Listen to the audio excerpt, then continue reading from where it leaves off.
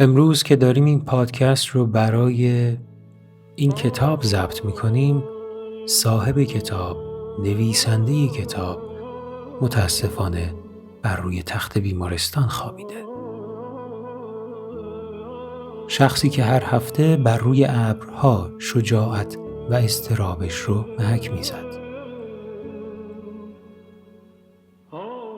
رضای امیرخانی امروز بر روی تخت خوابیده و ما تنها از این خوشحالیم که وضعیتش 2 هفته است بدتر نشده. اما ما هنوز خیالمون راحت نیست. رضای امیرخانی منتقدین زیادی داشت. جالب اینجاست منتقدینش هم آیه امن یجیب و مضطر اذا دعا و یکشف السوء رو در صفحات خودشون پخش میکنن. اینجا از آیه‌ای که رضای امیرخانی بهش اعتقاد داره، از کلمش تقاضای بهبودیش رو داریم. از کلمه من ایمنی، از یجیب اجابت، از دعای بیشتر، از مضطر اضطراب کمتر،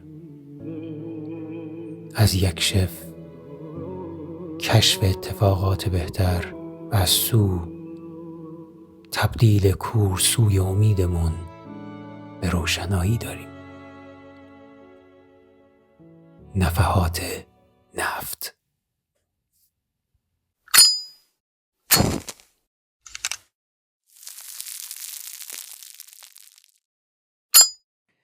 میخوام بگم که این پادکست رو میخوام به 3 قسمت تقسیم بکنم. 1 قسمت این که کلیت کتاب راجبه چیه.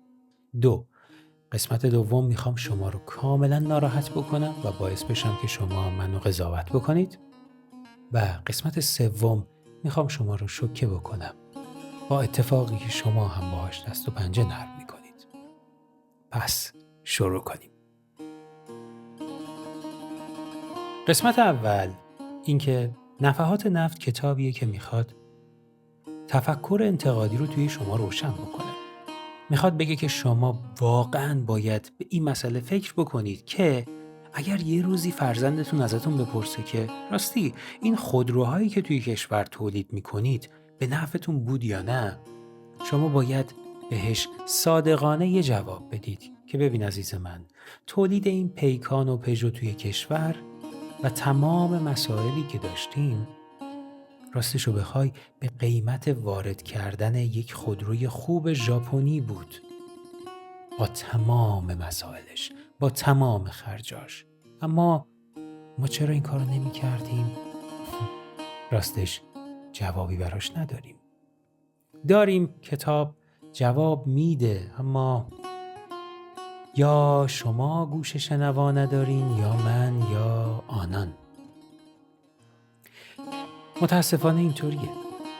کتاب نفحات نفت در کل داره یک حرف عجیب میزنه. میگه در سرزمین نفت آدم ها نفتی شدن، نه از جنس سوخت، از جنس سوختن. همه منتظرن یکی دیگه کاری بکنه، یکی دیگه تصمیم بگیره، یکی دیگه نجات بده و مسئولیت مثل بشکه خالی گوشه ذهنمون رها شده. راستش ما ملتی هستیم که ثروتمون رو از دل زمین بیرون کشیدیم. شاید هم کشیدند و اختیارمون رو از دست دادیم. نفت اومد، ما دیگه لازم نبود کار کنیم و فکر کنیم. لازم نبود بسازیم، لازم نبود به هم تکیه بدیم. دولت شد پدر، ملت شد فرزند و فرزند یادش رفت بزرگ بشه.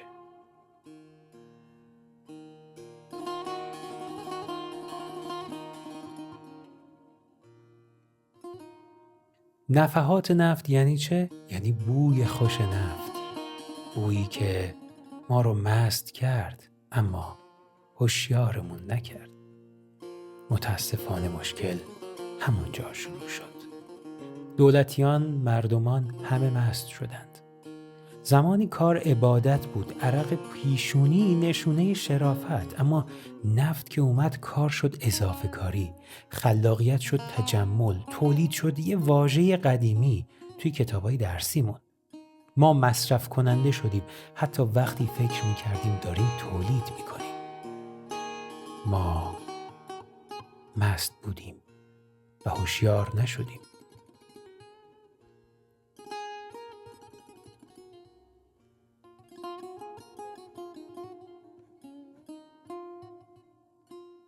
خب یه چیزی هست که میخوام بگم و این که شاید اصلا شما منو میخواین قضاوت بکنین، اما واقعا هم کار درستی میکنین، اما ازتون خواهش میکنم تا آخر پادکست گوش بدین بهش با حتی قضاوتش. میخوام بگم اول باید صادق باشیم که این کتابی نیست که حال آدم رو خوب بکنه، کتابی نیست که بعدش بگی آها پس مشکل فقط دولت بود. این کتاب یواش میاد جلوی خودت میشینه و از تو سوال میپرسه. این کتاب درباره این نفت نیست. هستا، اما نه اون نفتی که تو اخبار میبینیم، نه قیمت دلار، نه بشکه و صادرات. نفحات نفت درباره تأثیر نفت بر روی آدم هاست، روی اخلاقمون، روی توقعاتمون، روی رابطمون با کار و با دولت. امیرخانی میگه وقتی پول نه از کار مردم بلکه از دل سرزمین بیرون میاد، رابطه ها به هم میریزه. دولت پولدار میشه، بی نیاز از مردم، و مردم عادت میکنن مطالبه گر باشن، نه مسئول. پس اینجا الان توپ رو میندازه طرف مردم، نه دولت، و همه فکر میکنن که امیرخانی دولتیه که داره مردم رو متهم میکنه. اما کتاب از شما میخواد که تماشاگر نباشید. شما رو به تماشاگری متهم میکنه و اونجا که ناراحت میشین بهتون میگه که من کار خودمو کردم. دقیقاً اونجا که ناراحت میشید و نمیتونین جواب درستی بهش بدین، کتاب خوشحال میشه، چون میگه من برای حرفام دلیل آوردم، به جای ناراحتی دلیل بیار.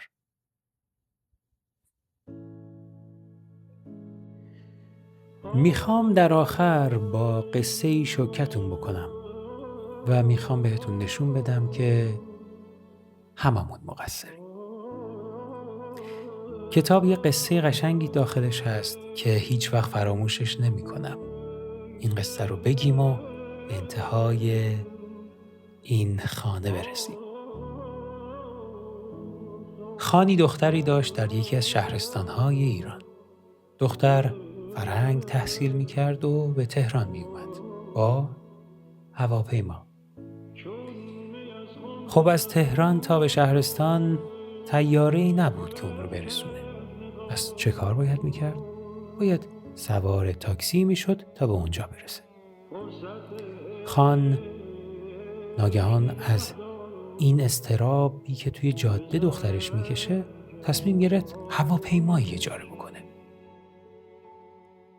شاید هر ماه یک پرواز به شهرستان انجام میشد و در همین حین چندین نفر دیگه که از این سرویس میخواستن استفاده بکنن با دختر خان به شهرستانشون می اومدن، از شهرستانشون به تهران. کار گرفت، خان هر هفته این پرواز رو برقرار کرد. طیاره در آسمان، مهمانها و مسافران خوش. این اتفاق دوام پیدا کرد و ناگهان دولت دست گذاشت روش که میخواد بهترش بکنه، میخواد گسترشش بده. باید در دست دولت باشه. اما شاید بدونید آخر این قصه این شد که دولت گفت صرفه اقتصادی نداره و اون خط هوایی رو بست. حتما دارین میپرسین خب چرا این کارو کرد؟ چرا اون موقع صرفه داشت و الان نداره؟ این سوالیه که من جوابش رو میدونم، اما با سوال تنهاتون میذارم. شوکه شدن این قصه اینجاست. شوکه کردن شما توسط این قصه اینجاست که من احساس میکنم حسادتی در پشت تمام لحظه های دولت و مردم هست. حسادتی که باعث میشه نه من پیشرفت تو رو بخوام نه تو پیشرفت منو. دولت ماییم، دولت ماست، ما دولتیم، همه دولتیم، دولت مردمه. و متاسفانه اینکه این حسادت انگار چنبره زده بر حیات ما. این حسادت چه در من باشه چه در دولت داره اوضاع رو بدتر میکنه. یک بار کلمه حسادت رو از تمام اتفاقاتی که داره در کشور میفته حذف کنید. ببینید چه بار منفی از اون اتفاق حذف میشه. یه بار کلمه حسادت رو بذارین روی اتفاقها. ببینین چه ولوله‌ای برپا میشه.